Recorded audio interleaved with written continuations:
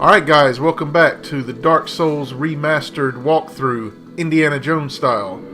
In the last episode we killed the Taurus demon, the Capper demon, and we went into the depths and we killed Kirk for the first of 3 times.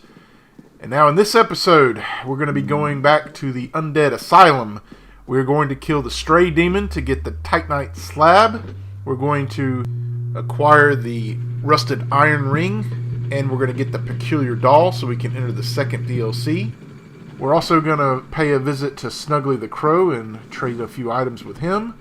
Then we're going to go to Andre and give him the Large Ember so we can upgrade our weapons to +6. And then we're going to go deep into Blighttown and get our whip and do some farming for some large Titanite shards so we can upgrade our Cestus to +10 and our crossbow to +10. We won't be able to do the whip yet until we ascend it with Andre. Now, we just want to pretend to be an egg here until the crow picks us up. I don't know who in the hell would have figured this out. I guess if you were really bored. I think it takes about 30 seconds. There you go. Now, we're going back to where we started this game. The Undead Asylum. However, things are a little bit different now. Right off the bat, we're greeted by a welcoming committee of torch-bearing hollows. So what we're going to do is just going to snipe them from distance. Alright, let's talk about this next boss we're fixing to fight. The Stray Demon. He is underneath the arena in which you fought the original tutorial boss, the Asylum Demon. Now, we're going to try something ballsy, and we're going to fight him with the red tearstone ring. Now, the problem with that is, because he's underneath the arena, you have to sustain quite the fall. And you know you still have to have under 20% health for the red tearstone ring to work. So what we have to do is calculate how much health we can have to sustain the fall and still be in red tearstone range. And I've estimated it to be about 3.5 bars is what you want to be at before you drop down. And I'm telling you, if you go any lower than that, you're going to be very close to dying. You'll see I had about 3.25 bars before I fall down, and I had the smallest of health left. Of course, you don't have to use the red tearstone ring, but I like using it because this boss has quite the health pool, and we don't have a weapon that does bleed. If you have a weapon that does bleed, he's very easy to kill. But we don't, so we have to do it the hard way. So, as you can see, I died here when I was trying to estimate how many hits I could take. Remember, about 3.5, no less than that. I got about 3.25 on this last hit here.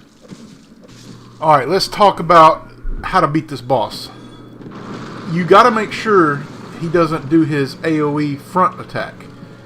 So you cannot have a lot of distance between you and him if you're facing him. You want to stay behind him and stay behind his tail most of the time. You can, like if he does this attack right here, you can pump about 3 or 4 bolts into him. But once he starts turning around, just like that, if he starts turning around just like that, well, this time he did his little stomp attack. And another thing about this stomp attack, you can't rush in just after. There's the front one right there. When he does the stomp attack, you can't rush in right away because it has a lingering hitbox just like the first boss did.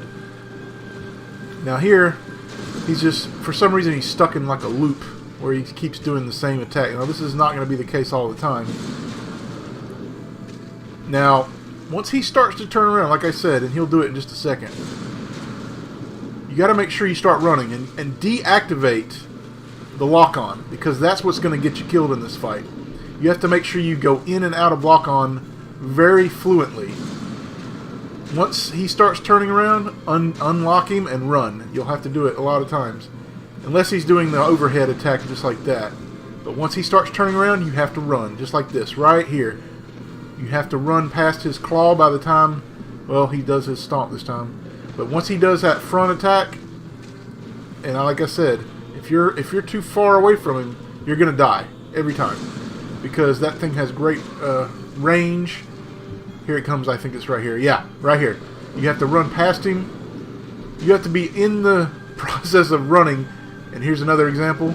You have to be in the process of running while he's doing it. So if you're too far away, you're not gonna make it past to his claw in time. It's a very, it's very unforgiving. But when he's doing that overhead stomp, man, you can do a lot of damage on him. But again, once he starts turning around, that's your cue to run. And if you can just manage your lock-on effectively, really isn't bad of a boss. I mean, he's only got like 4 attacks, and one that you really just got to be aware of, and that's the front AoE attack. So if you practice that, you'll be good. But the main thing is to always go in and out of lock-on, so you'll have good mobility to avoid those attacks from the front. You can sometimes get him to continuously do a certain attack, just like that stomp attack. If you're close to him and you just keep hitting him, he'll sometimes get into a loop where he just keeps doing it. And that's it. He's dead, and we get the Titanite Slab. This will allow us to upgrade one of our weapons to plus 15, which is the maximum you can do. Now we're going to equip the Hornet Ring because we're going to deal with some Black Knights here. Very easy to parry though. Probably one of the easiest enemies to parry in the game are the regular Black Knights, the ones that have just the regular sword. He's guarding our prize, the Peculiar Doll. This is the cell that we originally started in. Our very beginning starting point here. So he just begins with the stab, and it's just very easy to parry. Very easy. As it's going forward, just parry. And you'll see he does the overhead. You see how slow that is? The first Black Knight that I showed you guys, he was doing the fast variety. That was the slow variety. See how telegraphed it is? That's the fast one. But it's very easy to parry. Extremely easy. That's another fast one. Now he's taking more damage than the other one. This is a stronger Black Knight, but again, very easy to parry. And our Cestus isn't doing much damage right now because we haven't leveled up our dexterity or our strength yet. But we'll do that next episode or two. And that's going to do it for this Black Knight. They'll always drop red Titanite chunks, but we're not going to do any fire weapons on this walkthrough. Peculiar Doll. This will allow us to get into the first DLC once we get to Anor Londo. There is one more Black Knight we want to kill, but we're also going to take care of business by killing Oscar. Now, we don't really need his shield, but it is something nice to have for subsequent playthroughs. So you can kill him and take it, and he's easy to parry as well. Now, if you remember in the very first episode, I told you guys to make sure you open the certain door down here, because once you open the door, it'll stay open. So I didn't know where it was right away, but it's on the other side, right here. So the right of the door. So the door's already open, so now we don't have to deal with the Black Knight and Oscar. We can just deal with Oscar by himself. A lot of times he'll try to kick you, just to kind of get some spacing, and then usually he'll double hand his attacks. But he's very easy to parry. He'll go down pretty easy.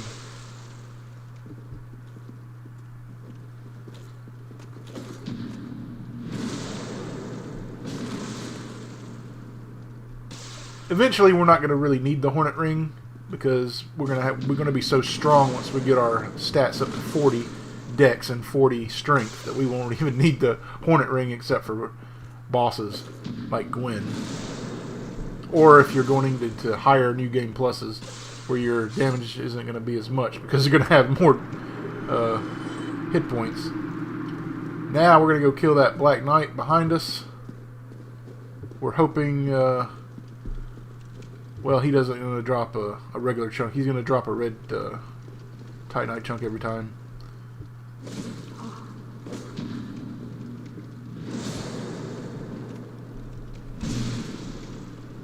Same as before, he's just going to do one of 3 attacks. That's the slow-ass attack right there.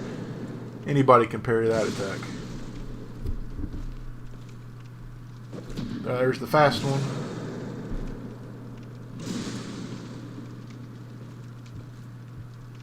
As long as you're close to him, he won't even try the stab attack. That's just if you're running towards him.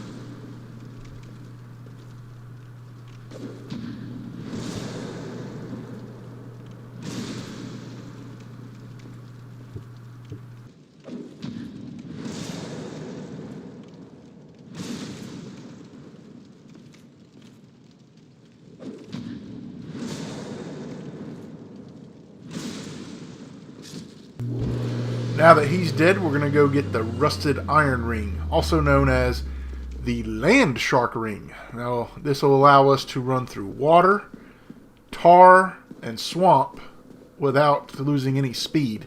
I can't tell you guys how helpful this is in Blighttown. Oh my god. Yeah, I forgot about the boulder there, but yeah. Blighttown is... the bottom of it is nothing but swamp, and you can't run through it. You have to go very slow through it, or just try to roll through it. But you're going to be under attack from mosquitoes and these other creatures and slugs, and it's just, you don't want to be slogging through it. You want to be running through it so you can get quick escapes and make your farming runs quicker. It's just, without this ring, it's just such a drag, man. You definitely want to have this ring.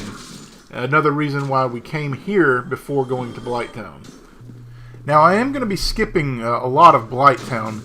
The beginning part of Blighttown, you have to have the key from the Gaping Dragon, but I'm not going to go there for a very long time. That's an optional boss I don't even need to kill.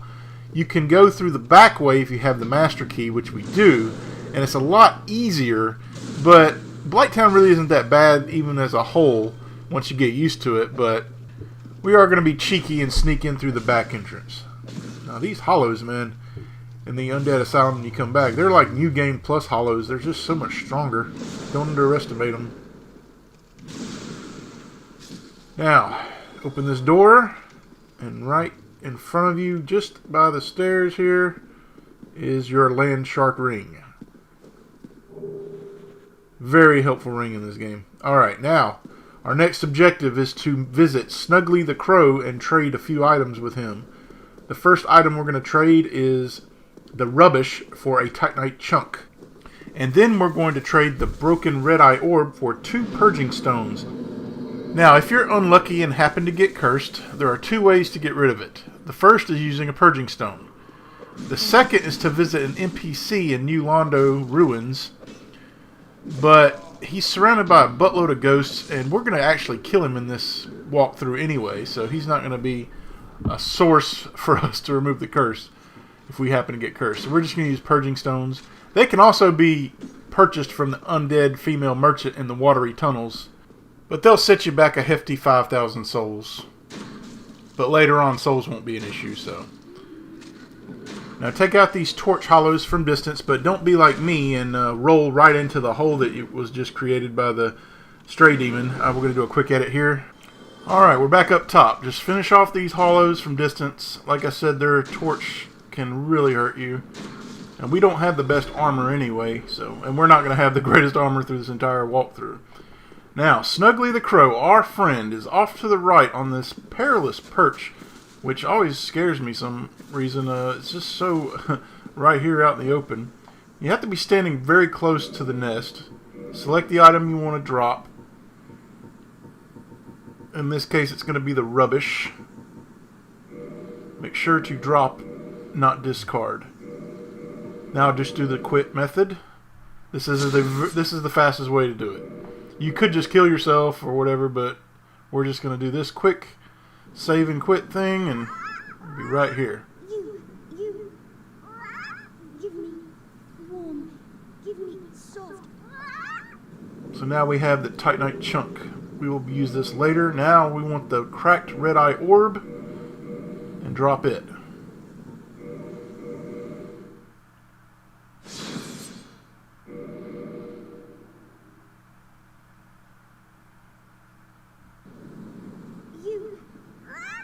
You, give me warm, give me soft. And there we go, 2 purging stones. Alright, now we are going to head back to Andre and upgrade our weapons to +6. We are ascending them to +6, so that when we get to Blighttown, we'll be able to upgrade them at will. Now, to get down safely, just follow the path around here. You don't want to be impatient and just jump off, or you will die. It happened to me before. And there's a nice little step down area right here, and you'll find this weak soul because we haven't came up here yet. And we'll go back to the bonfire and get our 10 Estus before visiting Andre. Now, we will kindle bonfires. In fact, if you're planning on going through more than one playthrough, It's important to kindle all the bonfires in the game so that you'll have 20 Estus whenever you go sit at a bonfire in the subsequent playthroughs. But for now, we're not doing it because we're saving. We're being very stingy, like I said earlier. We're being very stingy with our humanity because we have to have at least 10 of them in Blighttown to do some farming. And also, we want to make sure we have at least 4 to kindle the bonfire in Anor Londo just before the Ornstein and Smo fight. Now, you can summon Solaire for that fight, but it's kind of a pain in the ass. I just try to do it solo because you have to kill these 2 giants in the room and it takes forever, and I just want to get to the damn boss fight. So we're still going to save some humanity though for that boss fight just in case we struggle. And talking some more about the Ornstein and Smo fight because it's such a epic fight, and it's kind of like the turning point of the game because a lot of people consider that fight to be the hardest in the game. I strongly disagree. Four Kings is definitely the hardest fight in the game with the loadout that we're going to be using, but Ornstein and Smo, it's not really that bad in my opinion, although we are going to kind of cheese the second phase. It's not my intention, but it's just something I discovered. Give Andre his large ember, and now we are going to upgrade all of our weapons, minus the whip because we don't have it in our possession, to +6. Now we're not going to upgrade the second cestus on our offhand just yet because that's more of a luxury, and we want to save the large Titanite shard for the whip for sure. Yes, we're finally going to go get our whip from Blighttown. Finally. And the only thing left that we'll have for weaponry will be our upgraded crossbow, that beautiful Aveline. God, I love this weapon. This is one of the best weapons in the game in my opinion. Well, for this build anyway. It's second only to the Chaos Blade is my favorite weapon. But we're not going to be using the Chaos Blade in this walkthrough. Now, what makes Aveline so good for this build is it's not so good by itself. It's decent. But when you combine it with the Leo ring, it will give you a plus 40% damage boost on counterattacks. It is absolutely critical for some of these boss fights that we're going to be coming up against, especially in the DLC. It trivializes a few of the bosses. It makes them way too easy. But hey, this is Dark Souls, right? We're trying to make it easier for ourselves. But yes, the Leo ring. We must acquire the Leo ring in the Ornstein and Smo fight. So to get the Leo ring, you have to kill Smo first, the fatty. You got to kill him first and kill Ornstein second to get the Leo ring. It's worth it. Oh God, is it worth it. Now, the Leo ring is supposed to work with thrust weapons only. Now, we don't have a rapier or anything like that, but what we do have are bolts, and bolts count as thrust weapons, making the Leo ring a very valuable addition to our arsenal. Now, before you go to Blighttown, if you don't have any purple and white moss clumps, go buy them now. Go buy at least 5 or 6 of them, because you're going to definitely get poisoned and toxined and everything else you can think of down in this poison-infested place. Now, before you go to Blighttown, make sure you kill this guy and give him a nice kick off the cliff. I am Sparta! And he's dead. Do your quit out trick. Now, a lot of people consider that the ring he drops is one of the best rings in the game, and they sacrifice a ring slot to have it all the time. I disagree. I don't like using it. I like to have a variety of options using rings, but you can't take the ring of protection and favor off. If you do, it breaks. But yeah, it does boost your stamina, health, and equipment load, all that, but I don't use it. The only time I've ever used it is on my level 1 builds, where I play through the whole game using a level 1 character, but that makes sense, but not here. I like to have, like I say, a variety of options. I like to be able to use the silver ring and the gold serpent ring together to boost my farming and my soul count at the same time. But you can't do that if you're using the FAP ring. They call it the FAP ring. They FAP to it. Well, not me. No, I don't FAP to it. No, because I don't even use it. No. Okay, so back to Lautrec. What happens if you let him live? Well, we've already established that he'll kill the Firekeeper. But if you let him live, you can do his quest. And his quests will reward you with his armor set, which is a pretty cool looking piece of armor, as well as the Firekeeper's armor. Well, I hardly call it armor. It's more like rags, bloody rags. But anyway, if you're going for 100% completion, you're going to have to do this. Ah, Blighttown. Oh, the infamous area that everybody considers as one of the hardest in the game. Now, for first-time players, yeah, it's pretty daunting. I had my first experience whenever I played this was a very bad one. But you learn through failure, so as long as you bring some purple clumps with you and definitely some purple and white clumps, you should be okay. You don't have to fight these orb things, just run past them, go down this ladder. There's a lot of ladders in Blighttown, let me tell you.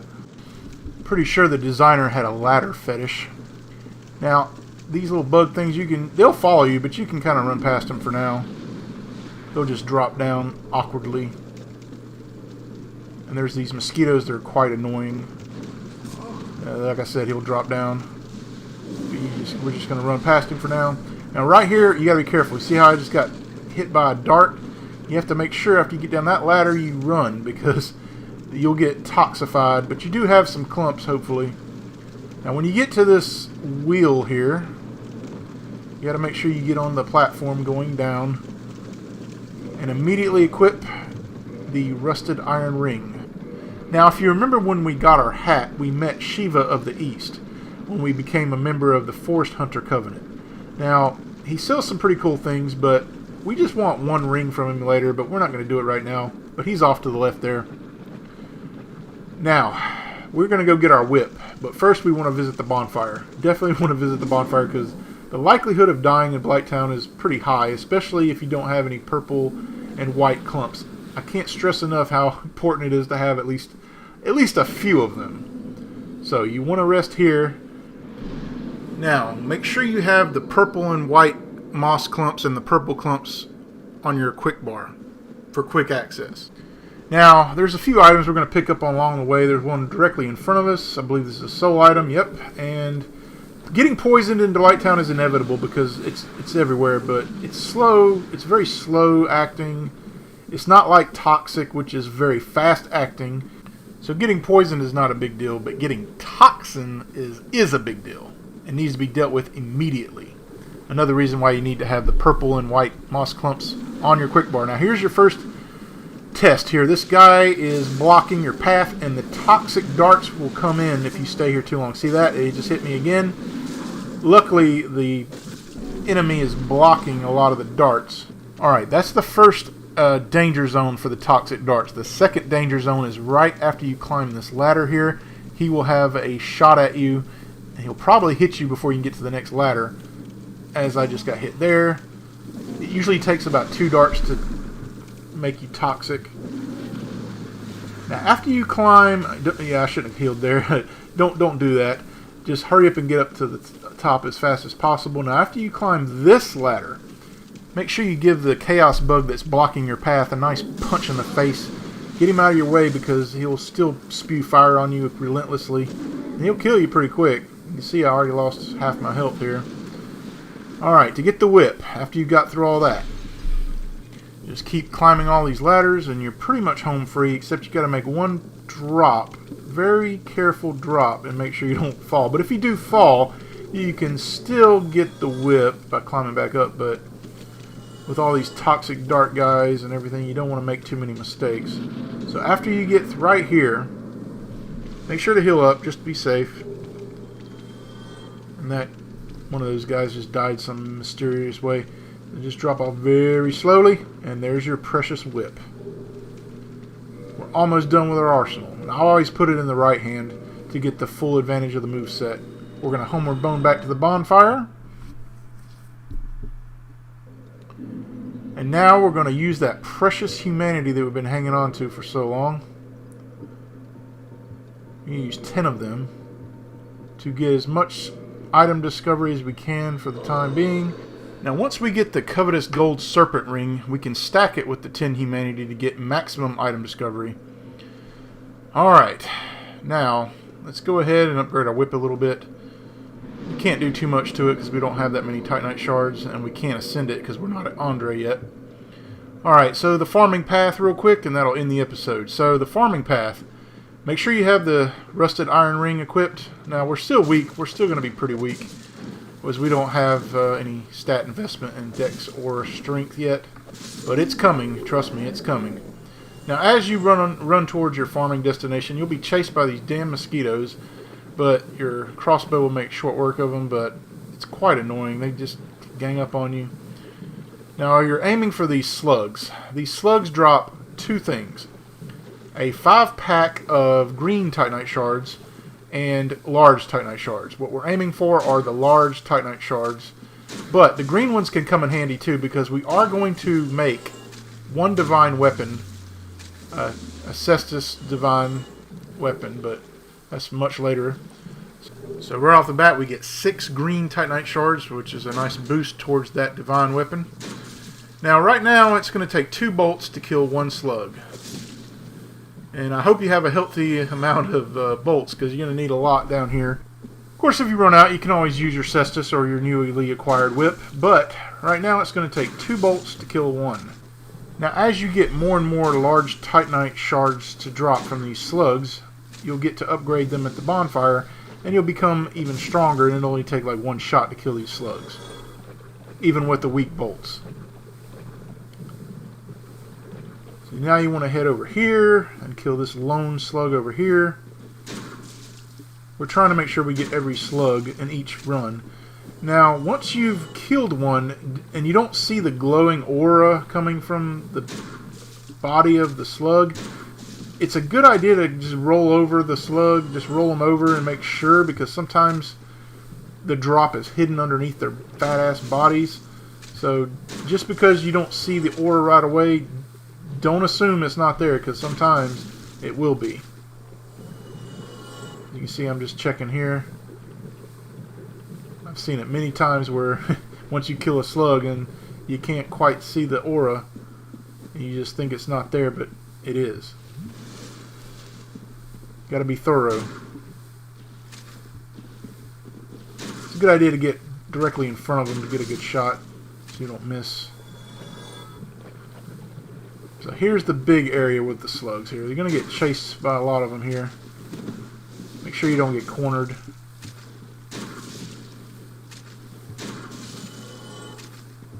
There's, I think, a drop there. See how hard they are to see? There's a large Titanite shard. Now, we want to get about 18 of them for our crossbow and our cestus. However, you really want to go the extra mile. You can get an additional 9 more to get the whip, but it's not really necessary.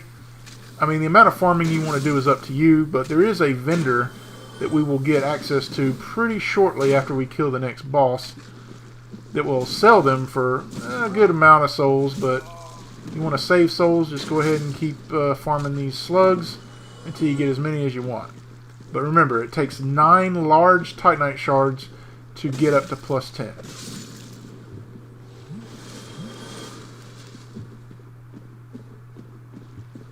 And this is going to be the last area right here.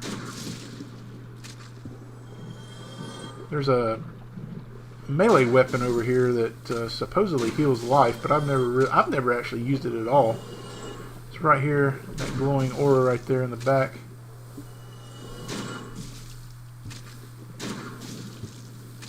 And again, if you don't have a lot of homeward bones, it's gonna eat. I mean, you're gonna have to walk quite a bit of ways to get to the bonfire again if you want to do another farming run.